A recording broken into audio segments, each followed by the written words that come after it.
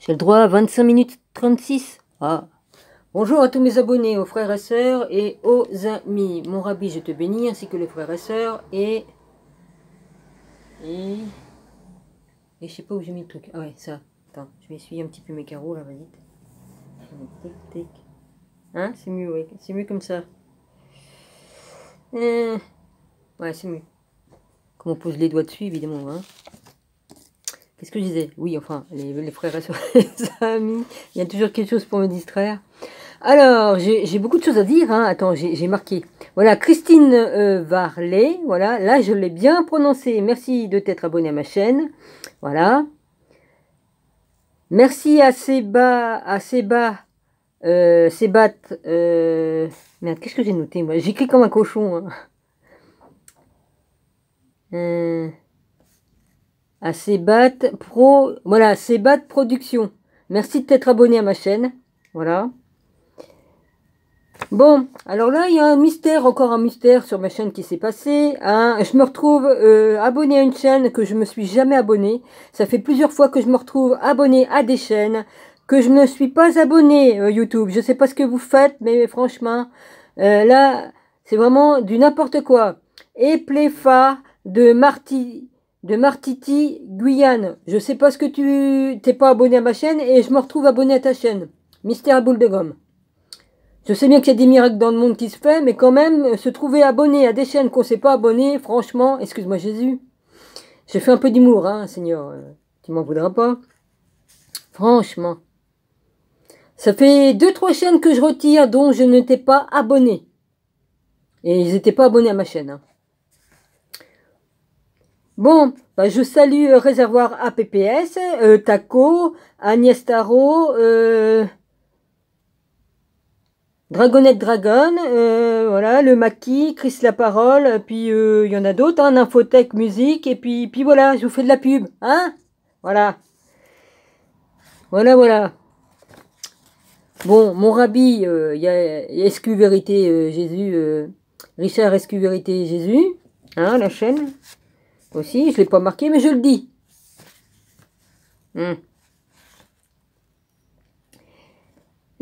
Voilà, il y a d'autres chaînes, mais bon, voilà, hein, moi, je parle des chaînes qui sont, voilà, hein, je vais pas parler de toutes les chaînes auxquelles je suis abonné. Il y a certaines chaînes qui sont intéressantes parce qu'ils parlent comment on fait pour, on peut apprendre comment calfeutrer une caravane.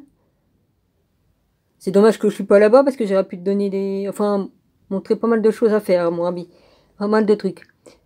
Oui, je m'y connais, mais il suffit de chercher, tu cherches sur YouTube, mon rabbi, tu trouves tout ce que tu veux. Hein, moi, j'ai appris à faire du pain, j'ai appris à beaucoup de choses. Comment on peut faire pousser des plantes dans une bouteille d'eau, voilà. C'est incroyable ce qu'ils font. Il y a des chaînes qui sont vachement bien, on apprend.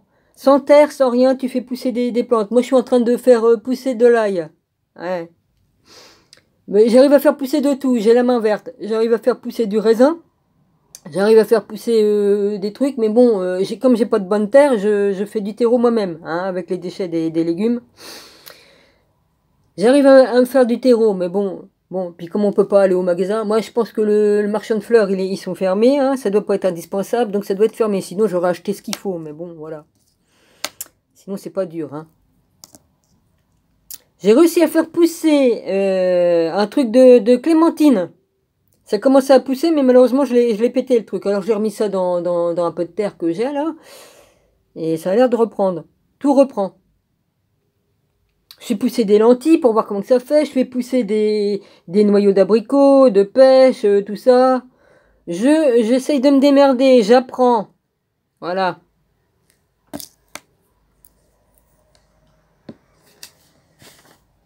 Faut se démerder dans la vie.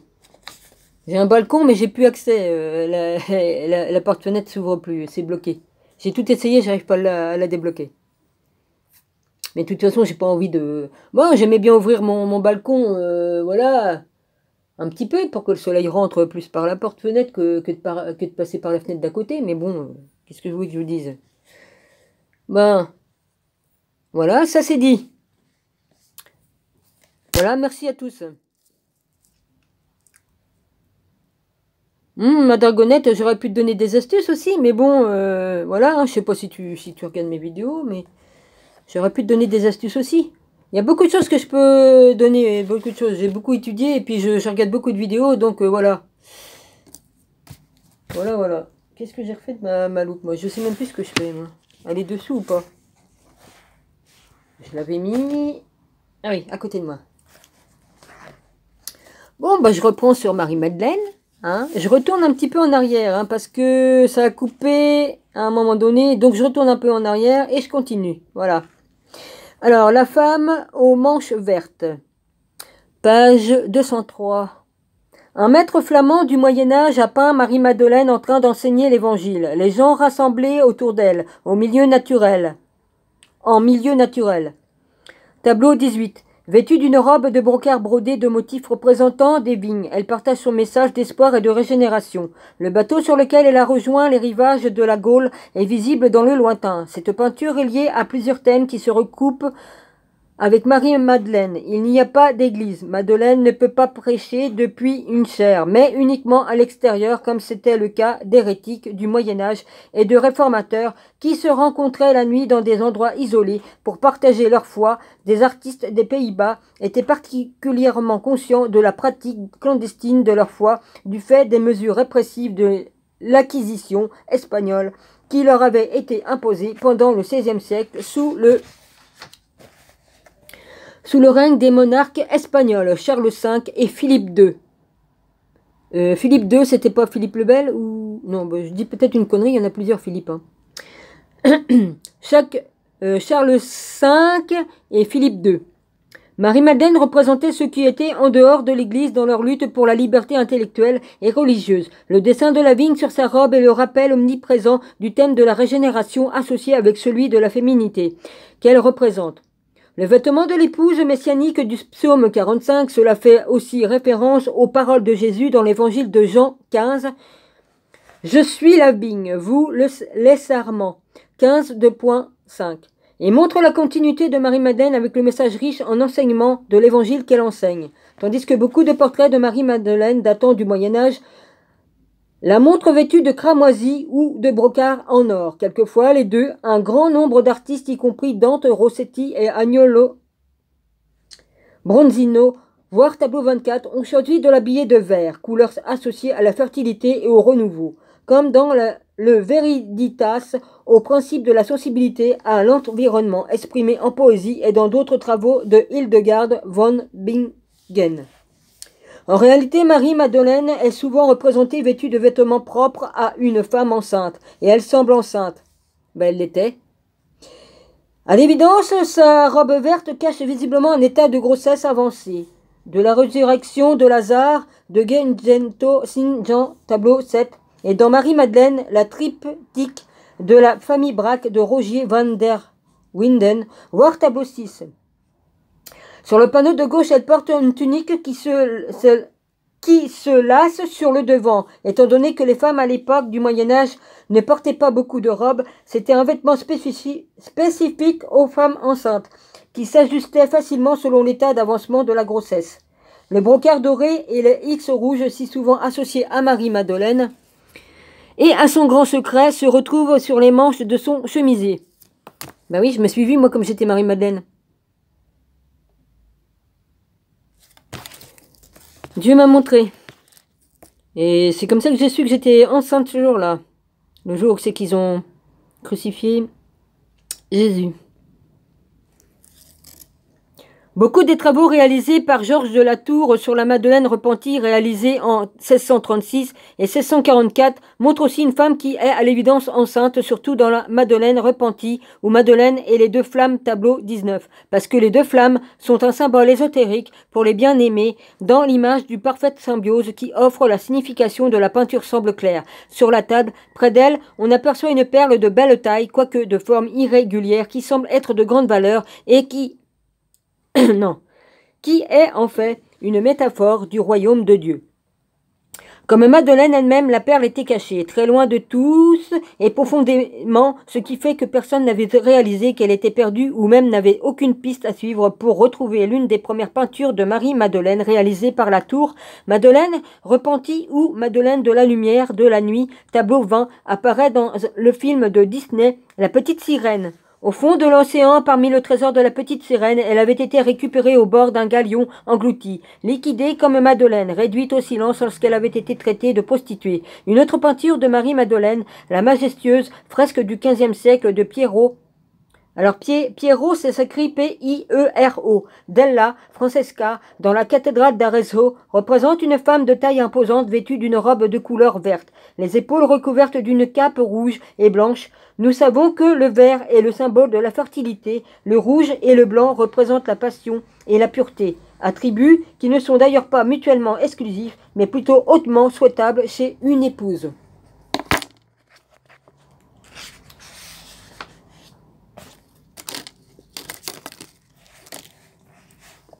Marie-Madeleine apparaît très souvent associée à la fertilité et à la promesse de régénération et de renouveau. En tant que personne humaine à part entière et représentante de ce principal archétypal, elle tisse un lien profond avec notre chair et notre sang, avec notre monde physique et avec la création tout entière, devenant ainsi la protectrice de ceux qui protégeraient l'environnement et les ressources de la planète pour les générations futures. Amen. Tandis que beaucoup de madones noires de France et d'Espagne sont vêtues d'or, Notre-Dame de la Confession, Notre-Dame du Témoignage est une exception. Elle se trouve à Marseille, à la basilique Saint-Victor. Elle est vêtue d'une grande cape de couleur verte émeraude et elle porte une broche qui a la forme de la fleur de lys, le symbole de la royauté en France. Le vert est associé à la fertilité et la forme du haut, appelée Vesica Piscis. Le symbole géométrique de Marie-Madeleine a la même signification, c'est le noyau même de la créativité, la matrice et la porte de la vie. La forme est reproduite dans des feuilles de différentes espèces de plantes ainsi que dans les œufs et les semences. Les amandes étaient consacrées à la déesse de l'amour dans le monde entier. Oh bah j'en bouffe tout le temps moi. Une représentation fréquente de Christ montre le Sauveur trônant dans un mandorla, le Vesica Piscis. Il n'y a pas de T, excuse-moi, Piscis. Il n'y a pas de Piscis, je confonds avec les deux mots, moi. C'est Piscis. Alors, c'est P-I-S-C-I-S. Pardonnez-moi, mais je me suis confondu. Souvent interprété comme un symbole de chrétien pour le Saint-Esprit ou Sophie provenant de ses anciennes associations avec la déesse. C'est une représentation visuelle de l'onction de Jésus par Sophie, la Sainte Sagesse, qui se manifeste par son onction réelle, faite par l'épouse qui porte le pot d'albâtre dans les évangiles, en contradiction évidente avec la déclaration précédemment citée du pape Jean-Paul II, selon lequel Jésus n'avait jamais l'onction au niveau externe du corps. Je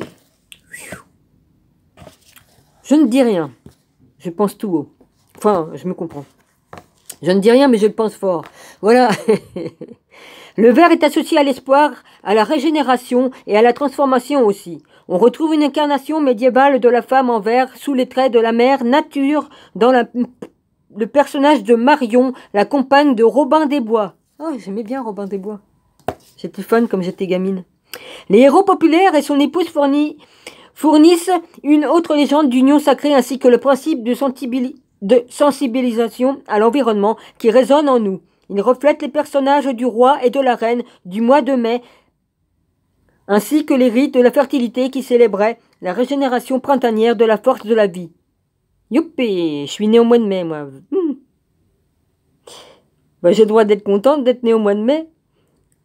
Bon, j'ai failli être lion, hein, mais ça pas... Non. Non, puis non, en calculant, non, c'est pas vrai, parce que comme ma mère m'a menti sur combien de temps elle était enceinte, hein, c'est pas normal que je faisais soi-disant 700 grammes, après elle m'a dit que je faisais 1 kilo de sang, alors qu'elle était à 8 mois de grossesse, alors qu'elle m'a dit qu'elle était... Ouais, enfin, elle a menti, quoi, hein. Oui, tout se sait, enfin, force, tout se sait, la vérité sort toujours, hein. Non, elle a dû faire ce qu'il faut pour pas trop grossir, et puis c'est comme ça que je me suis pas trop développée, quoi, voilà, hein, elle fumait aussi. Bon, à ce qui paraît, elle avait arrêté de fumer, mais bon... Hein. Histoire de famille, excusez-moi, ça ressort, c'est obligé, hein. Enfin bref, moi je dis je suis née trop tôt par sa faute, c'est tout, elle a fait des conneries. Les rites de la fertilité qui célébraient la régénération printanière de la force de la vie, les festivités en leur honneur incluaient des dames autour du mât, enrubannées, symbole phallique et des ébats amoureux et les bois et les champs pendant les festivals de Beltane, autrefois célébrés. Le 1er mai à travers toute l'Europe. De toute façon, mon père n'était pas mon père, donc elle m'a eu avec un autre. Hein, donc voilà. Eh ben, ce qu'elle avait fait, elle l'avait fait, hein. Fallait bien qu'elle assume, non, quand même. Bon. Qu'elle repose en paix, hein, ainsi que mon père qui n'était pas mon père, hein, qu'ils reposent tous en paix. J'ai pardonné. Mais je suis obligée de le remettre sur le tapis, c'est obligé. Comme je lis des trucs, ça ressort, c'est obligé. Mais bon, voilà, qu'il repose en paix. Le verbe épouser venait d'un terme gnostique signifiant entrelacer, mais son étymologie ancienne est tout aussi intéressante. Un indo-européen, une mairie était une jeune femme et un mério était un jeune homme. C'est de là que vient le mot sanskrit Mario, M-A-R-Y-O, qui signifie jeune homme ou prétendant. Le verbe latin maritar, qui signifie épouser, était l'origine du vieux mot français marié et du mot de moyen anglais marien, M-A-R-I-E-N. Merde, j'ai vu un truc ou quoi? Ah, j'ai des hallucinations. Non, c'est bizarre, il se passe des trucs bizarres, c'est pas grave. Je suis habituée. Hein. Ah, il dégueule son vin. Excusez-moi. Ah, il dégueule aussi les entités qu'il a dans lui. Je trouve cela instructif que ce mot reflète son propre nom. À elle, pour que nous ne cessions jamais d'y penser. Les gens gardent aussi le souvenir de la couleur verte, le principe masculin régénérateur dans leurs légendes, et leur festival mettant sur un même plan ce principe avec le Christ lui-même. Je sais pas si vous l'avez entendu tousser l'autre là. Il est ainsi assimilé à la coutume païenne qui consistait à porter un tout nouveau conifère ou un pin qui reste toujours vert pour célébrer la renaissance du soleil au solstice d'hiver. Nous l'appellerons arbre de Noël, mais sa forme triangulaire est le symbole archétypal de l'unité première, l'énergie masculine créative du cosmos, l'homme vert qui jette un coup d'œil furtif au feuillage des différentes sculptures en relief sur les murs et les piliers des églises médiévales et un aspect caché de ce même concept à la force de vie qui reste toujours de couleur verte et qui s'incarne dans le Christ. Amen. Son caractère humain est nié par l'Église romaine, mais il a incarné le principe de la régénération et de la vitalité aux yeux du peuple. Ben oui, Dieu est la vie, c'est normal que le vert aille au Christ aussi, non? Oui. J'en suis d'où? 1730. Alors là, c'est le tableau 17, Dante, Gabriel Rossetti, 1828-1882, la bien-aimée Tate Gallery, Londres, avec l'aimable autorisation d'Henry Chelsing. Donc il a donné autorisation qu'on peut publier de toute façon. Hein, bon. Voilà, Marie-Madeleine en rousse et en vert. Voilà. De toute façon, je vous ai déjà montré, alors de toute façon, hein, voilà. Hein. Alors, j'en suis 12. La régénération et de la vitalité aux yeux du peuple. On retrouve un thème émouvant de régénération de retrouvailles dans le cloître de la ville de New York, dans une série de 6 tableaux qui datent du début du XVIe siècle, intitulée La chasse à la licorne. On peut y voir la licorne sauvagement chassée et décimée, mais dans un 7e tableau, se faisant sans doute pas partie des 6 premiers originaux de la série, on la voit batifolant dans un jardin clos, métaphore de l'épouse dans le Cantique des Cantiques. Elle est un jardin bien clos, ma sœur, ô fiancée, un jardin bien clos, une source scellée, Cantique des Cantiques 4.12. Des fleurs et des herbes, symboles de l'amour, du mariage et de la fertilité, entourent la licorne et du jus de grenade coule de l'arbre devant elle, que l'on retrouve à nouveau dans le Cantique des Cantiques. Lorsque les bien-aimés se retrouvent dans le verger de grenadier, sur le tronc du grenadier sous lequel se repose la licorne, on aperçoit 2 X formés de liens attachés aux lettres A et E. Au-dessus de sa tête, les doubles X étaient un symbole important dans les chrétiens alternatifs qui honoraient le féminin sacré et que l'on trouve souvent dans leurs dessins étroitement mêlés et placés côte à côte. Les X forment le rébus, XX, les lettres A et V, entrelacées. Ouais. Je sais pas si vous voyez bien. Voilà. Je sais pas si vous voyez bien. Oh, je pourrais faire un kaléidoscope et le publier sur YouTube, mais bon, hein, voilà. Là, ça fait un peu les dessins des autochtones, enfin des peuples premiers, je veux dire. Excusez-moi. des peuples premiers. Marie-Madeleine et Jésus. Voilà. Représenté. C'est un tableau de... C'est un tableau d'Agnolo di Cosimo, Bronzino, 1503-1572. Voilà. Représentaient l'Ave et Maria et l'Ave Millennium, deux de leurs slogans les plus significatifs, le symbole de la boussole et de l'équerre qui signifie la recherche de la vérité, de l'instruction, a été adopté plus tard par la confrérie des francs-maçons. Ils ont tout piqué, eux. Ils ont tout piqué. Enfin bref, voilà. Comme identité propre. Les noces de l'agneau. J'ai le temps de faire un... Oui, j'ai encore 5 minutes et quelques. Les noces de l'agneau. Bien que le mouvement... Ah oui, c'est un vendredi saint aujourd'hui, hein. C'est spécial quand même, hein, les gars, hein. Que ce soit pour les chrétiens ou pour les autres, hein, parce qu'il y en a qui... Hein.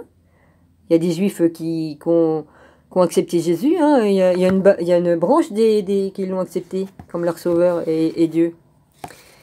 Ben, c'est un jour spécial aujourd'hui.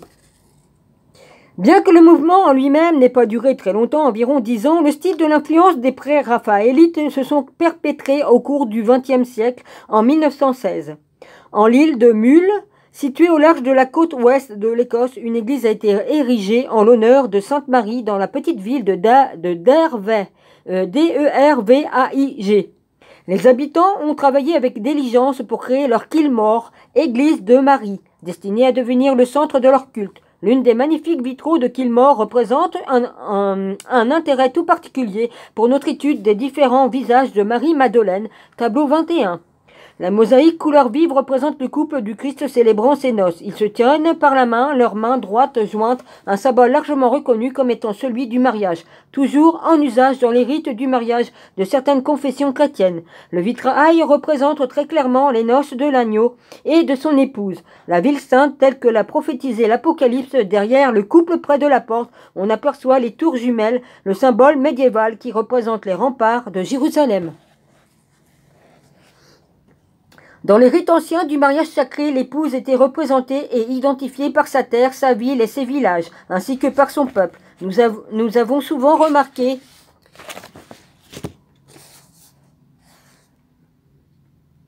les dessins là.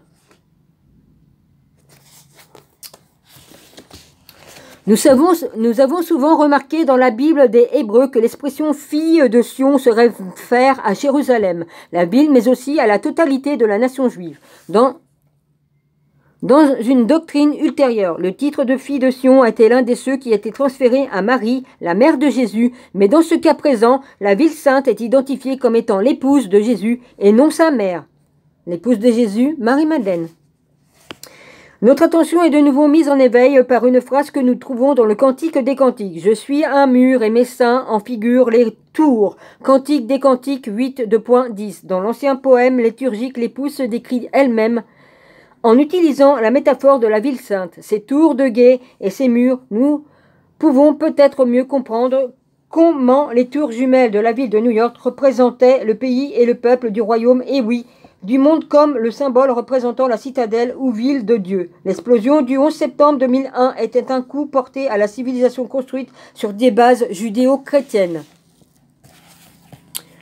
Ainsi que la vision, j'ai encore un peu de temps, ainsi que judéo-chrétienne, ainsi que la vision millénaire de l'humanité vue comme une unique famille, l'épouse et le partenaire de Dieu. Sur le vitrail de Dervaig, Kilmore, où l'on voit le Christ enlacer son épouse, Marie est vêtue d'une robe verte et il semble évident qu'elle est enceinte, tout comme l'Ecclésia, l'Église en tant qu'épouse, est toujours enceinte de façon symbolique. Elle est le récipient sacré de la coupe remplie de Dieu, toujours dans l'attente, toujours féconde, mais le mariage mystique qui est l'objectif de l'histoire n'a pas besoin d'exclure l'union historique des bien-aimés qui ont servi de modèle à cette union, comme ci-dessus, voire ci-dessous. La pleine signification de l'incarnation est que la divinité demeure dans l'humanité, la consacrant en s'unissant à elle. Cela élève la chair et le sang de l'humanité à un statut équivalent à celui du saint partenaire de Dieu qui ne fait qu'un avec lui. Amen. Oui, on fait que un avec lui. Le couple du Christ nous offre une superbe mandala et la vision de cette union intime, nous permettant ainsi de nous représenter le divin comme un couple de partenaires. Une inscription est portée sur le vitrail sous l'image de fiancée sacrée et de son épouse. On peut lire « C'est Marie qui a choisi le meilleur part. Elle ne lui sera pas enlevée. » Luc 10, 2.42. Cette phrase identifie l'épouse du vitrail comme étant Marie de Béthanie, qui était assise aux pieds de Jésus tout entière à l'écoute de ses enseignements, mais elle est aussi la femme qui a procédé à l'onction nuptiale de Jésus pendant le banquet, Jean 12, 2.3, proclamant ainsi la royauté du Messie David, tout en annonçant sa mort imminente. Amen, amen. Je dis amen parce que la vérité sort. Voilà. Soyez tous bénis, je vous embrasse tous. Je continuerai la suite, voilà, un peu plus tard. Voilà, soyez tous bénis.